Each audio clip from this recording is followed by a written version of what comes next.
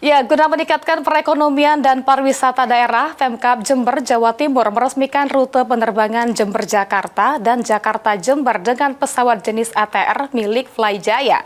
Maskapai penerbangan berbiaya rendah dengan kapasitas 72 penumpang, tepat pada HUT ke-80 Kemerdekaan Republik Indonesia.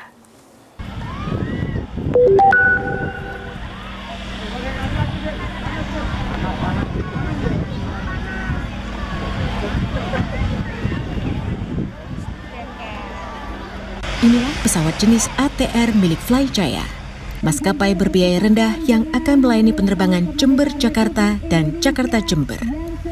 Pesawat tersebut mendarat untuk pertama kalinya di Bandara Noto Hadinegoro Jember pada Minggu 17 Agustus siang. Kehadiran pesawat berkapasitas 72 penumpang ini sebagai tanda diresmikannya penerbangan Jakarta-Jember dan Jember-Jakarta. Dengan waktu tempuh dari Jember menuju ke Jakarta sekitar 2 jam 10 menit, dan untuk tahap awal penerbangan dijadwalkan 2 kali dalam sepekan, setiap Senin dan Rabu dengan harga tiket 1,3 hingga 1,5 juta rupiah mulai awal September mendatang. Pemkab Jember optimistis akan berdampak positif bagi kemajuan daerah yang dikenal sebagai penghasil tembakau dan kopi. Beberapa tahun terakhir ini Jember belum optimal, pariwisatanya belum optimal, investasinya belum optimal karena ketidakterhubungannya Jember dengan kota-kota yang menjadi pusat pertumbuhan ekonomi di level provinsi maupun level nasional.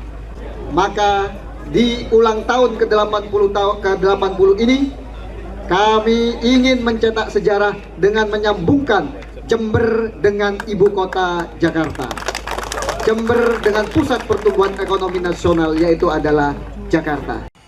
Selain rute Jember-Jakarta dan sebaliknya, ke depan, Pemkab Jember juga berusaha membuka rute penerbangan lainnya seperti Jember-Surabaya dan Jember-Bali agar pariwisata dan perekonomian di Jember dapat terus meningkat. Dari Jember, Jawa Timur, Hamka Agung, Kantor Berita Antara, mewartakan.